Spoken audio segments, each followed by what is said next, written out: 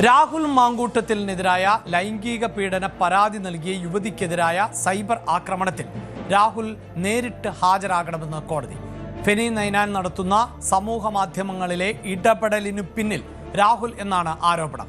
ഈ മാസം 17-ന് ഹാജരാകാൻ ആണ് തിരുവനന്തപുരം ഫസ്റ്റ് ക്ലാസ് മജിസ്ട്രേറ്റ് കോടതി നിർദ്ദേശം നൽകിയിട്ടുള്ളത്. ഡാൻ കുര്യൻ ആണ് വാർത്തയുടെ വിശദാംശങ്ങളുമായി ചേരുന്നത്.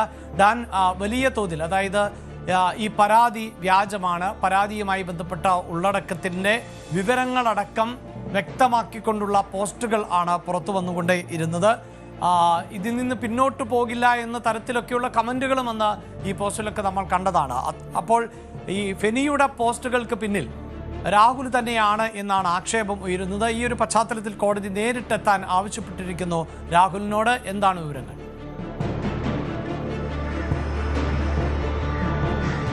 രാഹുൽ മാങ്കൂട്ടത്തിനെതിരെ പരാതി നൽകിയ രണ്ടാമത്തെ യുവതിക്ക് നേരെ നടന്ന സൈബർ അതിക്രമങ്ങൾക്ക് പിന്നിൽ ഫെനി നൈനാനാണ് എന്ന് ചൂണ്ടിക്കാണിച്ചുകൊണ്ട് യുവതി കഴിഞ്ഞ ദിവസം പ്രത്യേക അന്വേഷണ സംഘത്തിന് ഒരു പരാതി നൽകിയിരുന്നു. ഈ പരാതിയുടെ അടിസ്ഥാനത്തിൽ ഫെനി നൈനാന്റെ ഫേസ്ബുക്ക് അക്കൌണ്ടും ഇൻസ്റ്റാഗ്രാം അക്കൌണ്ടും സസ്പെൻഡ് ചെയ്തതായുള്ള വിവരമാണ് അന്വേഷണ സംഘം തരുന്നത്. ഇന്ത്യയിൽ ആ അക്കൌണ്ടുകൾ ലഭ്യമല്ലാത്ത തരത്തിലേക്ക് നടപടി ഉറപ്പുവരുത്തിയിട്ടുണ്ട് എന്നും അന്വേഷണ സംഘം വ്യക്തമാക്കുന്നുണ്ട്. അതിന് പിന്നാലെയാണ് ഈ പരാതിയിലെ വിശദാംശങ്ങൾ ഉൾപ്പെടുത്തിക്കൊണ്ട് കഴിഞ്ഞ ദിവസം Vanchiyoor first class judicial magistrate കോടതിയിൽ പ്രത്യേക അന്വേഷണ സംഘം ഒരു റിപ്പോർട്ട് സമർപ്പിച്ചിരിക്കുന്നത്.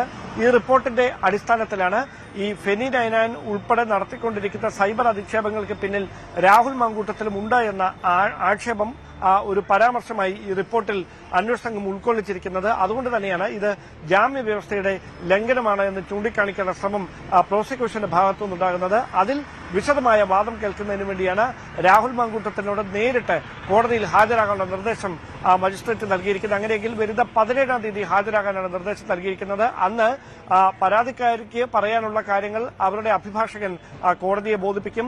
പ്രതിഭാഗത്തിന് പറയാനുള്ള കാര്യങ്ങൾ പ്രതിഭാഗം അഭിഭാഷകനും കോടതിയെ അറിയിക്കും. അതിനുശേഷമായിരിക്കും മജിസ്ട്രേറ്റ് ഇക്കാര്യത്തിൽ നിലപാട് അറിയിക്കുക. എന്തായാലും ജാമ്യ വ്യവസ്ഥയുടെ ലംഘനമാണ് രാഹുലിന്റെ ഭാഗത്തുനിന്ന് ഉണ്ടാകുന്നത് എന്ന് ചൂണ്ടിക്കാണിച്ചുകൊണ്ട് ജാമ്യം നിഷേധിക്കണം എന്ന ആവശ്യം മജിസ്ട്രേറ്റിന് മുമ്പാകെ ഉന്നയിക്കാനുള്ള നീക്കമാണ് ഇപ്പോൾ പ്രോസിക്യൂഷൻ നടത്തിക്കൊണ്ടിരിക്കുന്നത്. യെസ്, എന്തായാലും ഇപ്പോൾ ഡാൻ കുര്യനാണ് വാർത്തയുടെ വിശദാംശങ്ങൾ നൽകിയത്. പ്രത്യേകിച്ച് ഈ രാഹുൽ മാങ്കൂട്ടം ആണ് ഇത്തരം ആരോപണങ്ങൾക്ക് പിന്നിൽ എന്ന് പറയുമ്പോൾ, ഡാൻ, ഇതിലിപ്പോൾ ഈ രാഹുലിനെതിരെ നിരവധിയായ പരാതികൾ ഉയർന്നു വന്നിട്ടുണ്ട്. നമുക്കറിയാം, നിലവിൽ തന്നെ 3 പരാതികളാണ് ഉള്ളത് എന്നത് പറയാം. അതിൽ തന്നെ ആദ്യത്തെ പരാതിയിലാണ് ഇത്തരത്തിൽ തുടർച്ചയായി ആരോപണങ്ങൾ ഉന്നയിക്കുന്നത്. അപ്പോൾ ഈ 3 പരാതികളിൽ ഏറ്റവും സ്ട്രോങ് ആയ പരാതിയും ആദ്യത്തേത് എന്ന് തന്നെയാണല്ലോ നമുക്ക് മനസ്സിലാക്കാനും സാധിക്കുന്നത്.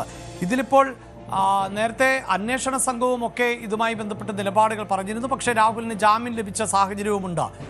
ഈ പറയുന്നത് പോലെ ഇതിൻ്റെ അക്കൗണ്ടിൻ്റെ വിശദാംശങ്ങൾ ലഭ്യമാവുകയും അതിൻ്റെ ഹാൻഡിൽ ചെയ്യുന്ന ആളുകളെ ആരൊക്കെ എന്നതും വ്യക്തമാവുകയും ഒപ്പം ഇവർ തമ്മിൽ ആശയവിനിമയം നടത്തുകയും ഒക്കെ ചെയ്യുന്നു എന്നുള്ളത് കണ്ടെത്തണം.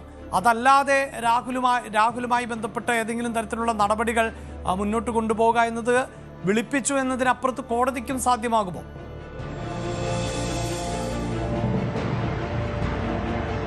മെറ്റയ്ക്ക് നൽകിയ പരാതിയിലാണ്, അതായത് പ്രത്യേക അന്വേഷണ സംഘത്തിന് യുവതി പരാതി കൈമാറിയതിന് പിന്നാലെ മെറ്റയ്ക്ക് ഇതുമായി ബന്ധപ്പെട്ട പരാതി അവർ ഫോർവേഡ് ചെയ്യുകയായിരുന്നു. അങ്ങനെ പ്രാഥമികമായി ആ പരാതിയിൽ അടിസ്ഥാനമുണ്ട് എന്ന് കണ്ടെത്തിയതിനെ തുടർന്നാണ് പരാതിക്ക് ഇടവരുത്തിയ ഈ ഫേസ്ബുക്ക് പോസ്റ്റുകൾ അത് സമൂഹ മാധ്യമങ്ങളിൽ പങ്കുവെക്കുകയും അത് ഷെയർ ചെയ്യുകയും അത് വലിയ തരത്തിൽ ഇവരുടെ ഐഡന്റിറ്റി റിവീലാകുന്ന തരത്തിലേക്ക് അത് വലിയ ചർച്ചാ വിഷയമായി മാറുകയും ചെയ്ത പശ്ചാത്തലത്തിലാണ് ആ പരാതിയിൽ ഗൌരവമുണ്ട് എന്ന് കണ്ടെത്തിയതിന്റെ അടിസ്ഥാനത്തിൽ പരാതിക്ക് ഇടയാക്കിയ 2 ഫേസ്ബുക്ക് അക്കൌണ്ടുകൾ, അത് ഫെനി നൈനാന്റെയും ഇൻസ്റ്റാഗ്രാം ഫേസ്ബുക്ക് അക്കൌണ്ടുകൾ മരവിപ്പിക്കുന്ന തരത്തിലേക്ക് കാര്യങ്ങൾ മാറിയിരിക്കുന്നത്. മറ്റൊരു അക്കൌണ്ടും സമാനമായ തരത്തിൽ പരാതിയെ തുടർന്ന് സസ്പെൻഡ് ചെയ്തിട്ടുണ്ട്. അതോടൊപ്പമാണ് ഈ ഫേസ്ബുക്ക് പോസ്റ്റുകൾക്ക് പിന്നിൽ ഫെനി നൈനാൻ അല്ല, അതിന് പിന്നിൽ രാഹുലുണ്ട് എന്ന ആരോപണം ഈ പരാതിക്കാരി അന്വേഷണ സംഘത്തോട് പങ്കുവച്ചിരിക്കുന്നത്. അതിൽ നിജസ്ഥിതി കണ്ടെത്താൻ വിശദമായ അന്വേഷണം ആവശ്യമാണ്. എന്തായാലും അന്വേഷണ സംഘം ഇപ്പോൾ സമർപ്പിച്ചിരിക്കുന്ന അന്വേഷണ റിപ്പോർട്ടിലെ അല്ലെങ്കിൽ പ്രാഥമികമായ റിപ്പോർട്ടിൽ ഈ യുവതി നൽകിയിരിക്കുന്ന പരാതിയിലെ വിശദാംശങ്ങൾ കൂടി ഉൾക്കൊള്ളിച്ചിട്ടുണ്ട്.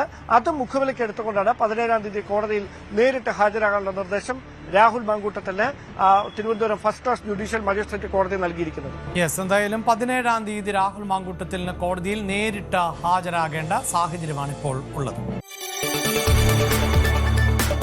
കൂടുതൽ വാർത്തകൾക്ക് news 18 Keralam YouTube channel subscribe ചെയ്യുക.